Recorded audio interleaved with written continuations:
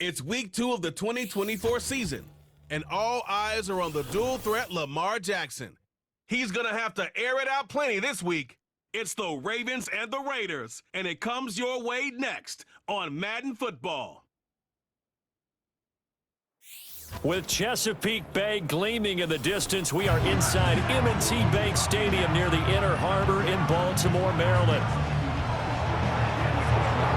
Alongside Charles Davis, I'm Brandon Gaudin. And Charles, you look at this Raven team as they get ready here. They were winners last time out, so they'll be looking, Charles, to make it 2 in a row. And what I enjoyed when I watched their game tape and their victory last week is they put it together in every phase. Good offense, good defense, and some key plays on special teams. Let's see if they can get that second win in a row. On the other side of the field for the visiting Raiders, they come off a good win in the opener on the road, and they get a second 47-yard line. Here's Jackson to throw. He rifles one, and that's going to be intercepted. Picked up by Divine Diablo.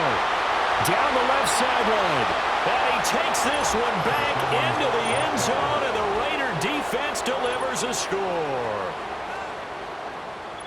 But Charles, he was looking for just a short throw, kept it in range for the rare linebacker pick 6. And give him full credit for his focus. He just kept the quarterback in his sights, and where he was looking to throw, he positioned himself perfectly to be there for the interception. He made the play of the game for his defense right there. They'll go play action here with Minshew.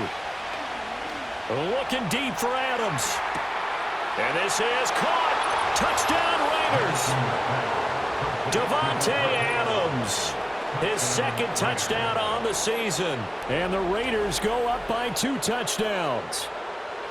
So on 3rd and medium, they dial up the pass, and it works to hit the end zone.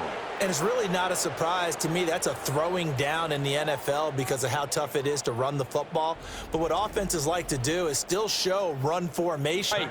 That defense got downhill in a hurry and limited them to just a couple on 1st down. Jackson hit, and he lost the football. And the Raiders pick it up. And they're going to take over right there at the 22-yard line.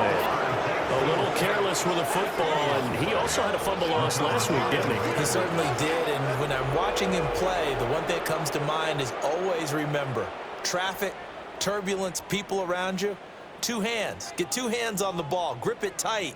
I know it looks cool to have it in one hand. Up there, forcing a loss on that play. Hunt will take this one in for a Vegas touchdown. Sometimes a group that gets overlooked, certainly, the offensive line. Right there, they really helped with that score. Didn't they tell us in our meeting that when we score touchdowns running the ball, that means the offensive line actually scored first by moving people back beyond the end zone? We saw evidence of that on that play. Now it's Jackson. That is caught. He's got a first and maybe more. Look at the big fella go. And all the way in for a Ravens touchdown. Mark Andrews, 70 yards. And the Ravens come right out of the locker room and score here in the opening minute of the 3rd quarter. Well, they had their chances in the first half, you remember, but had to settle for 2 field goals. Big play, 3rd and goal. Looking to throw it, Minshew.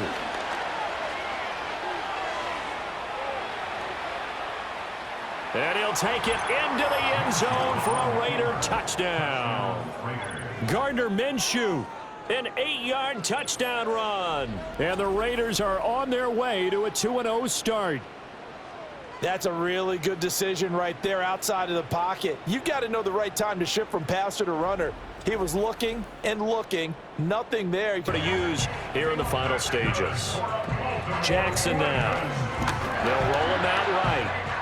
And he'll take it into the end zone for a Ravens touchdown. Lamar Jackson. It's a 1-yard touchdown run. And the Ravens have got it back to a 2-score game here in the 4th. Well, that was all Lamar Jackson all the time on that drive. So this one a victory for the Las Vegas Raiders. And this not always an easy proposition, Charles. You had a West Coast team that traveled east, but they got the job done. And there's so much that goes into it because your body time and your body clock different from what you're used to west, because if you go east, you're going to lose up to 3 hours, right? So is your body going to be awake when it's time to play? A lot of teams actually rehearse it. They practice it. Maybe the week of the game, they move everything up to that time frame so guys get used to doing it that way. I remember when I played at Tennessee, when we had to go from east to west, our trainer, Tim Karen, said, leave your watches on East Coast time. Every piece of information we got was East Coast Standard Time. Try to psychologically